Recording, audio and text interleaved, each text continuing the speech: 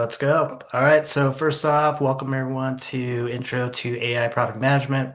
As Rich mentioned, this is part of a 3-week kind of workshop. So we'll go ahead and get started. First off, a little bit of background on me, just for context. So I spent about 8+ years in product management, mostly in SaaS. Worked across digital marketing, e-com, and the content creator economy. Currently, I'm a senior product manager at Clover, which is a point of sale systems company. I work on the retail vertical, and prior to that, I was at a company called Social Native that connected brands with content creators on Instagram and TikTok. And that there I helped kind of transform a traditionally managed service into more of a self-serve solution. Prior to that, I was at a company called Neptune Retail Solutions, and I was working on a whole suite of scaling digital promotion platforms. And most recently, I've been actively experimenting with AI through side projects. This is on my YouTube channel called Product by Kel, which is also available on Instagram, TikTok. I have my portfolio site on there as well. Yeah, and that's kind of where I just document everything that I learned and am still learning about AI.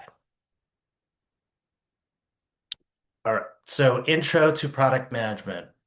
First off, we're going to take a clarity first approach. Um, this AI space is flooded with hype and buzzwords. So my goal over the next 3 weeks is to really help people strip all that away.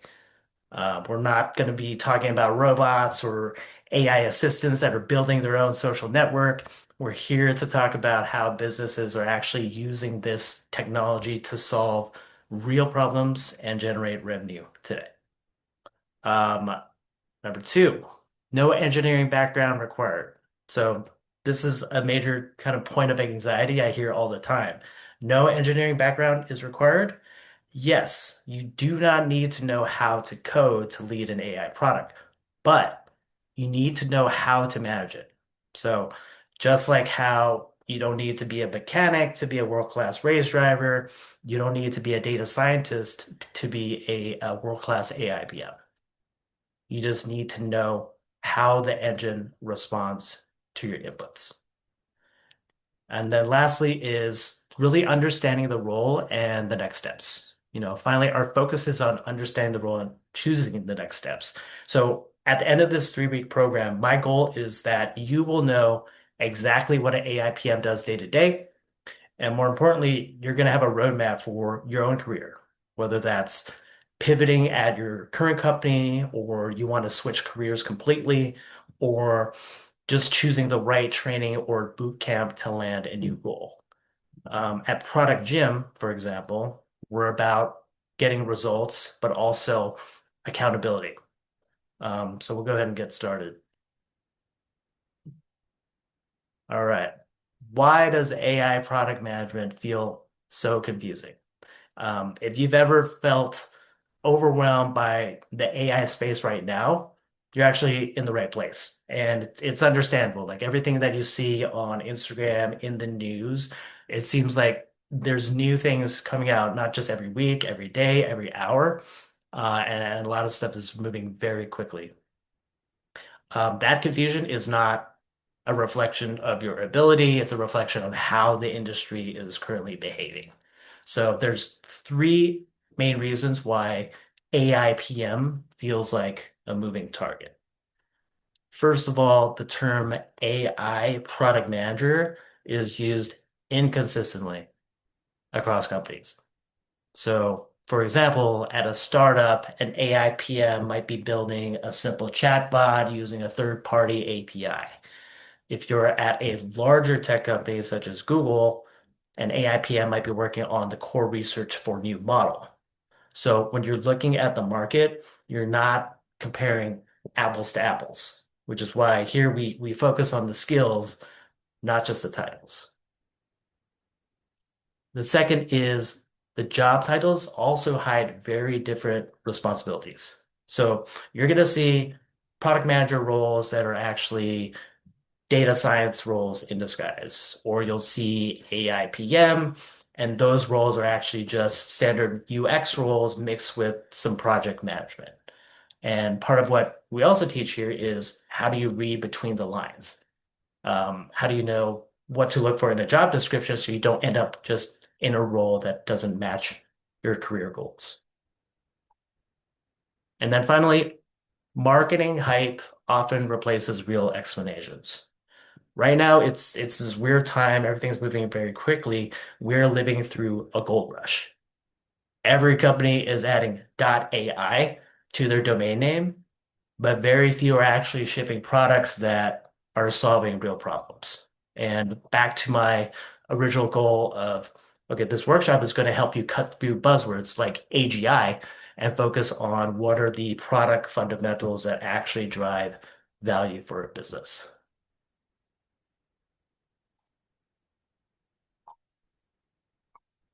All right, so let's start with what stays the same in AI PM. Before we talk about the AI part, we have to talk about the PM part. So whether you are thinking about changing careers, in the middle of changing careers, or you're a veteran PM, the foundation of this role never changes. So it's built on four pillars.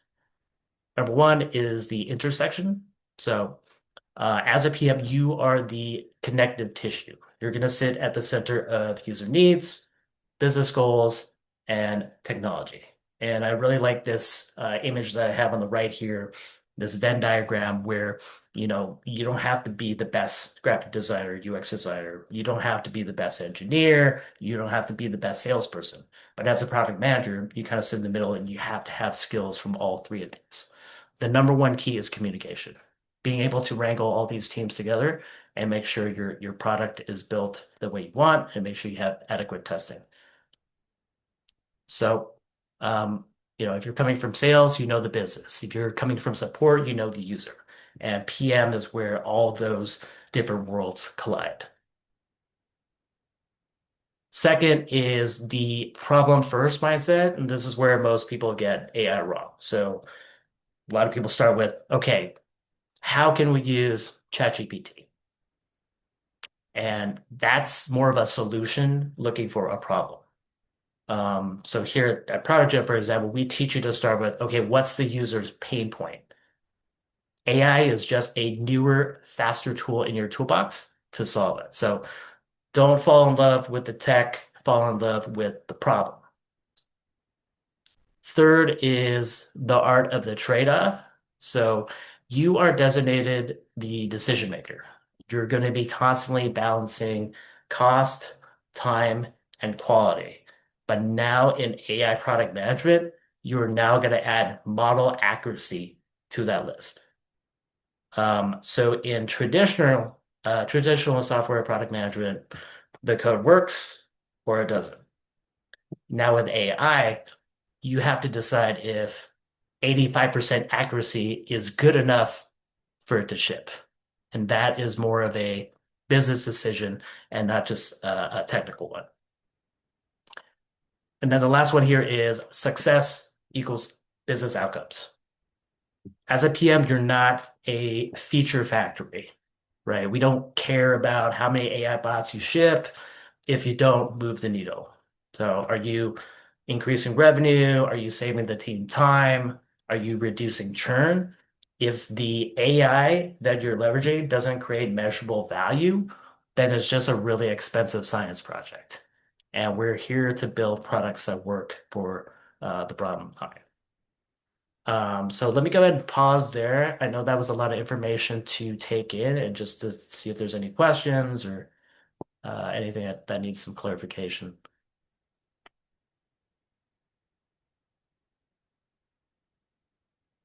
All right. I got a question. Yep. Yeah. So is that Molt book? Is that real? Like, or do you think it's a bunch of bots that are just building off of each other? I mean, I haven't done enough research myself to check it out. I mean, it could be a lot of hype, but I need to dig deeper into it. I mean, I could see how it's very possible. Yeah, man. Da, da, da, da, da, da, da.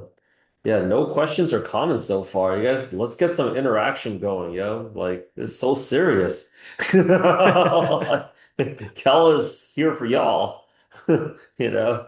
And if not, I could just keep going. There's a lot of material to No, keep cover, going, keep so. going, keep going, keep going. All right, so now we know what stays the same with AI. Let's see what changes with AI. Okay, so to understand AI product management, you have to understand the shift from deterministic to probabilistic.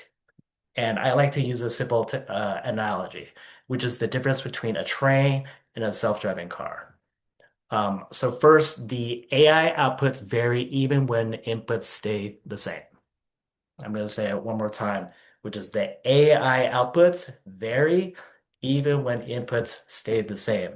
So think of traditional software like a train. It stays on fixed tracks. If you put it in Go, it's going to arrive at the same station every single time. Now, that is considered deterministic. But an AI model is like a self-driving car, like this Waymo. Even if you give it the same destination, the route might change based on the environment. There might be traffic. There's might be some roads closed. If Granny is crossing the street, it's the data that it sees, and it's making a best guess in real time. That's considered probabilistic. So as a PM, you're not just managing a fixed track, you're managing the car's ability to navigate the road. Second, the product quality depends on data quality and availability. So continuing with this analogy about the car, um, if the car, we'll leverage this as the AI, has bad sensors or blurry maps or the camera's not working right, it's going to crash. In traditional PM, your engine is the code. In AI PM, your fuel is your data. So if your data is biased or outdated, your product's going to fail, no matter how good your engineers are. So you are now responsible for the fuel as much as you are the engine. And then finally is the system mindset. So PMs design systems, not one-off features. You aren't building just a steering wheel, you're building the entire navigation system, the sensors, the feedback loop that tells the car it's drifting out of its lane or it's making a wrong turn. In this bootcamp, we're moving away from thinking about features. We're learning how to build more resilient systems that can handle the uncertainty of the real world. So let's dive into the types of AI products. The first one at the top, we have AI assisted products, and these are the most common ones in the market today. These are products where AI improves on an existing workflow. For example, Gmail, its core product is email, but it has features like AI Smart Compose, which helps you generate a sentence. We have Figma, and that's primarily for designs and prototyping, but Figma also has Figma Make, which leverages AI to help create high fidelity prototypes by feeding it prompts. We also have Adobe Photoshop. Core value there is photo editing, but the AI can also do generative fill based on a prompt to generate images and edits. In the middle is the AI first products, and these are different. This is where AI is the product. So this is the ChatGPTs, the Claudes, the Perplexities. These all fall into this category. Basically, they live or die based on AI. If you remove the AI, there's no product there. And then lastly are the AI platforms. These are usually not consumer facing, but they provide the AI capabilities to other teams or developers. So you have OpenAI's APIs. You have Hugging Face, which is a library where data scientists and PMs go to find and host open source models. And then you also have Google Vertex AI, and that allows big companies to build and scale AI apps. So if you get a PM role with these particular platforms, for example, that's going to be more platform or infrastructure oriented. One important takeaway is even if a job title says AI product manager, most roles today are actually going to be on the first bucket right there, which is the AI assisted products.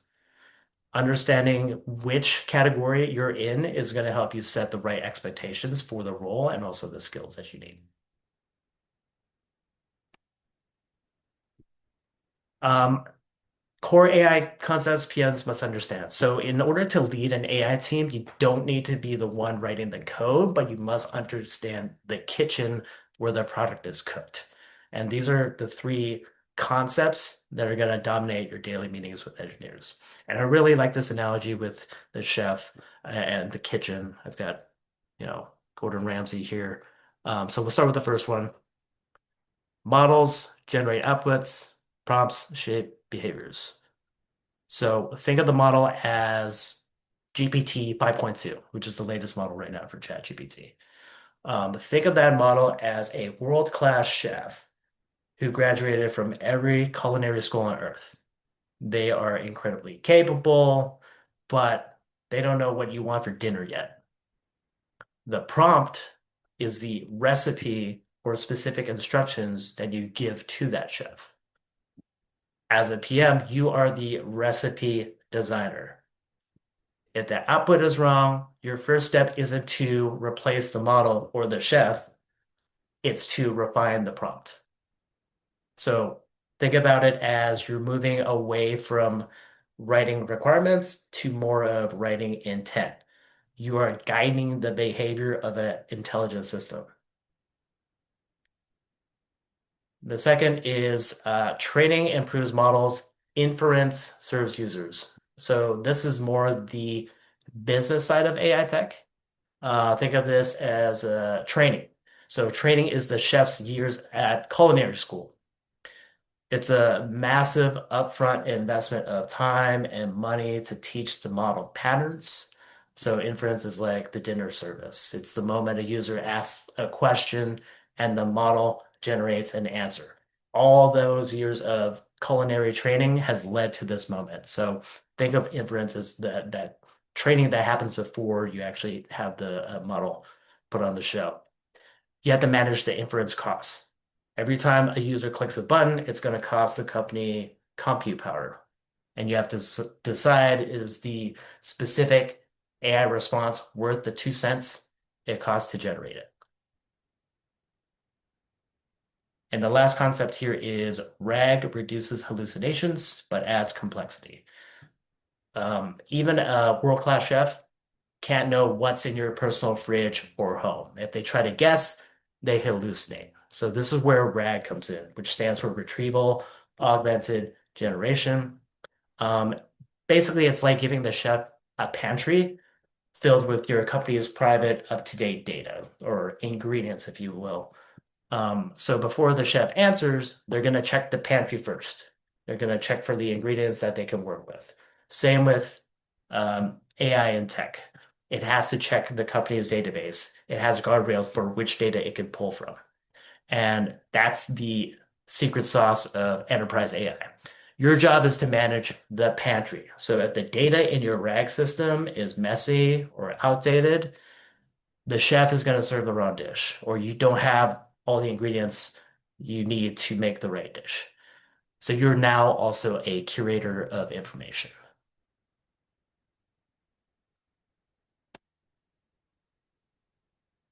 Okay, and then right here we're going to talk about modern AI PM strategy. So we talked about the tech, we talked about the data. Let's talk about the strategy.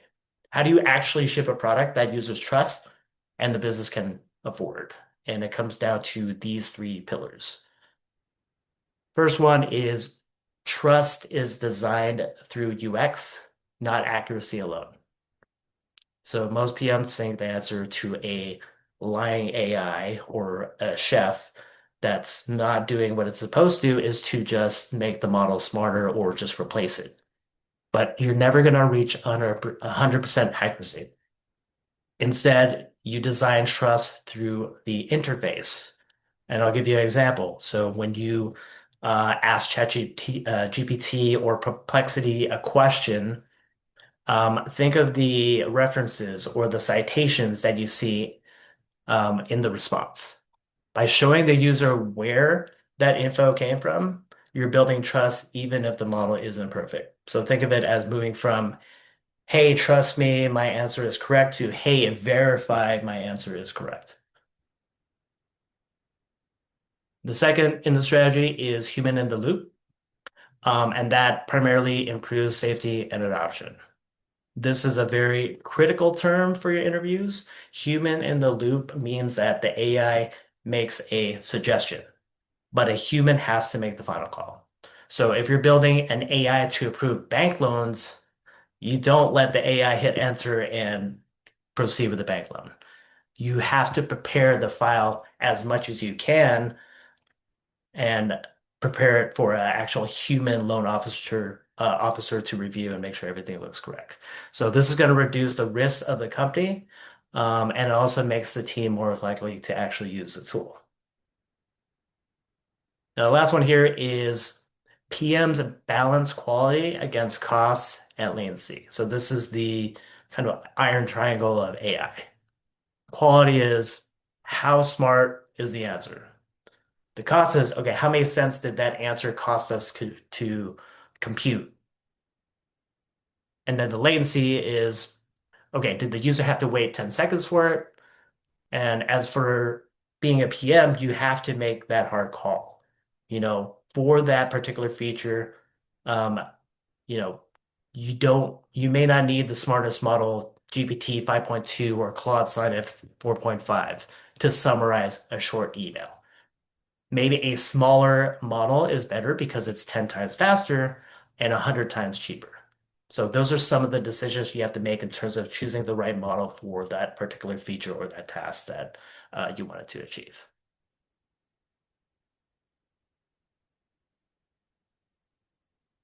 Okay. And then I just want to do a quick recap and kind of take a minute to zoom out and connect the dots. So today was all about, foundations, mental models, and we focus on what AI product management actually is, not just the hype version, but the real work.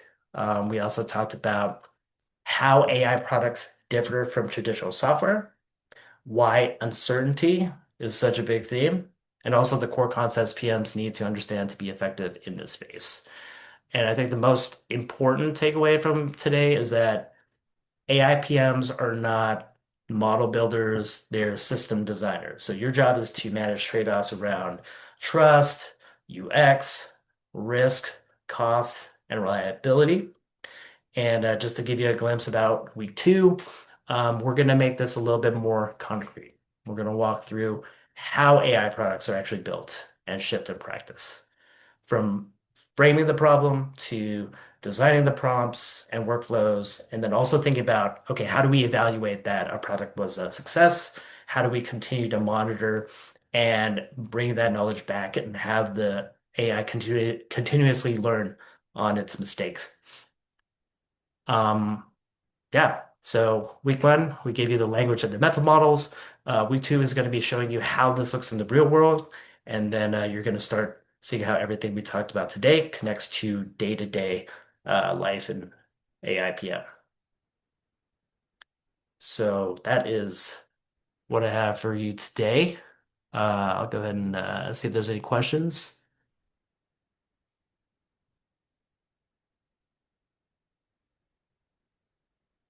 Or unless Rich, you have anything? Give me a second here. Mm, I think we have some questions that's actually in the chat right now. Let's start off with uh Jeff, where are you calling in from, buddy? You said is it correct that RAG requires a lot of accurate training data? Mm.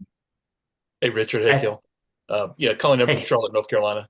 How are you? I'm Boom. doing great. How about yourself? Yeah, doing well. Thanks so much. Appreciate the presentation and the information.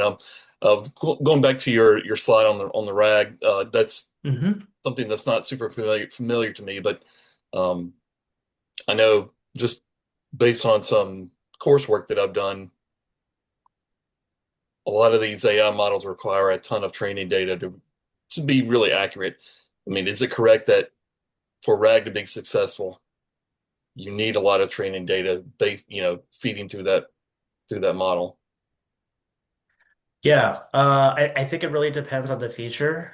Um, Obviously, the more data that it has, the better the model is going to perform. I like that you brought this up because I actually did a video on how I built a RAG chatbot on my portfolio, and that was based on feeding the model the data on this is basically all I gave it was here's my resume, here's my LinkedIn, and here's my existing portfolio site. I want you to ingest all of this data, and now I want to create this chatbot that only answers questions about me. And based on just that data, it actually performed pretty well. I think the important thing there is to make sure the prompt has really good guardrails so it knows exactly what to answer and what not to answer. So it's kind of hard to answer this question because every company is going to be different and also each feature is going to be different, especially if it's like, a RAG chatbot that's going to answer about a ton of data for a data forward company, then yeah, that's going to need a ton of data. But if it's going to be more of a general chatbot for customer success, for example, for an e-commerce site that answers questions about, hey, yeah, I'm wondering where my order is. Can you give me a tracking number? Or, hey, I have a billing invoice I'd like to discuss with you. Then maybe that doesn't need that much data. It's more being able to pull the correct records and being able to match based on what that user is looking for. Sounds great. Thank you. Mhm. Okay, next question that I actually have is from Elaine. Always fun to go out there and chat with Elaine. Elaine, thanks for explaining AI product management foundations in plain, simple language, easily and digestible bites. Um, Thank yeah, you. I mean, Cal, like, why do you think like it's been so like the process itself has been like so confusing? Of jumping into AI product management, Yeah, I think because this big AI hype train, like everyone is just slapping AI on their job descriptions. Like I mentioned earlier, everyone's just slapping .ai into their domain name just to ride this train, but they're not fully fleshing out what exactly they're trying to solve with AI. So I think there's a little bit of confusion there. Which is why we really want you to focus on, okay, look through the details of the job description. Don't just look at the title, because a lot of companies actually don't really know what an AI product manager does. They just want to have that buzzword in there to attract more people to apply. So that's one reason. got it. I actually have like a hand raise. Jeff, you can go ahead and talk, buddy. Yeah, I want to jump in again. Thanks so much. No. Um, Kind of circling back around to that, what you just discussed. I was actually going to pop this question in the chat, but I'll ask it verbally. In some job descriptions, I see AI PMs. They want experience with using tools to just help you in your PM role, which I feel like is more of a, it could be, with workflows and things like that. But then there's elements of job descriptions that really lean heavily into LLM experience. Can you talk about maybe the difference between those two kinds of jobs and what that might look like day to day? Yeah. So the second one was the LLM experience, and I'm sorry, what was the first one you mentioned? The first one is kind of more of like, I think it's what tools do you use, what AI tools do you use in your day-to-day PM role? Probably thinking more along the lines of like a like a Bolt or a mixed UX panel, workflow, Figma, Mural, whatever, or Chat GPT to do research versus Hmm. LLM experience. Those feel like two very different quote unquote AI PM types of jobs. Gotcha. Gotcha. I see what you mean. Yeah, so for the first one, it sounds like that's more asking, okay, are you using AI to basically enhance your typical workflow, right? Are you, Hmm. using ChatGPT or Gemini to help you write PRDs? Are you using Right. Lovable to help prototype? Are you using Figma Mate to prototype? Are you using other tools to generate stuff for presentations, for example? Are you using AI to also organize a lot of your priorities? So that's more of like, okay, is this person using it more as an assistant? On the other hand, what you mentioned about using LLM, to me, that sounds like you're leveraging an LLM to build something. So I'll use the RAG chatbot example. again. So I leveraged for this particular model the OpenAI API to build a chatbot on my website. I leveraged Google AI Studio to build a YouTube starter kit website. Um, Being able to use N8N or Zapier, for example, to build an automation. So I think that that's kind of like the key difference that they're looking for here. Here is, did you use an LLM as a component of something that you built into a bigger product that is your own product versus I'm leveraging AI tools to help with my day-to-day work. Yep, got it. Thank you. Appreciate that. Hmm.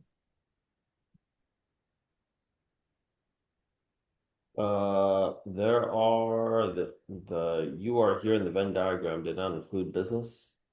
I did it. I feel like it did. I feel like it did too, but It's there. I was gonna say you are here, right smack dab in the middle of all that. I mean, I guess the arrow's wrong. It should be a little bit lower in the middle, but yeah, we'll get that slide updated.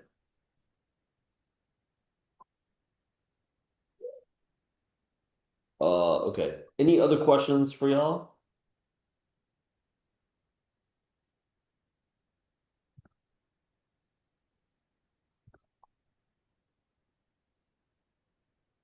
Well then, yo, thank y'all for our time. Cal, I'm gonna hit you up real quick right now. All right. Thanks everyone for joining. Thank you, people. Thank you. Bye.